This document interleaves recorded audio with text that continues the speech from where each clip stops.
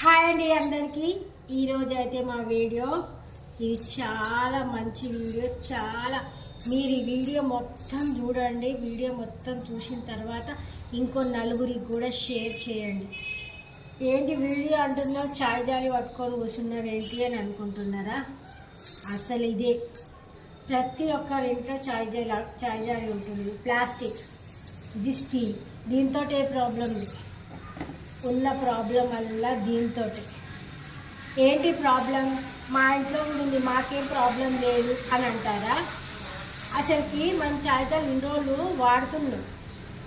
ఎందుకు వాడుతున్నాం, అసలు ఇది ఎట్లా తయారవుతుంది, ఏం తయారవుతుంది అని నేను తెలుసుకున్న తర్వాత నేనైతే కంప్లీట్ షాక్. ఇది మీకు కూడా తెలవాలి. నాలాగా తెలియకుండా ఎంతోమంది వాడి ఉంటారు. అట్లా చాలామంది వాడి ఉన్న వాళ్ళు పక్కకు ఇంట్లో నుంచి వంట రూమ్లో నుంచి తీసి పక్కకు వాడేయాలని ఈ వీడియో అయితే చేస్తున్నా. ముందైతే ఈ చాయ్ జాలిని అయితే ఇంట్లో నుంచి వంట రూమ్లో నుంచి అయితే బయటకు వాడేయాలి. ఎందుకు అంటున్నా అంటే ఈ plastic bottles use and throw. Plastic ఏదైనా అయి ఉండొచ్చు. ఇది మనం ఏం చేస్తాం, ఒకసారి 2 సార్లు వాడుకొని చెత్తోనికి వేసేస్తాం.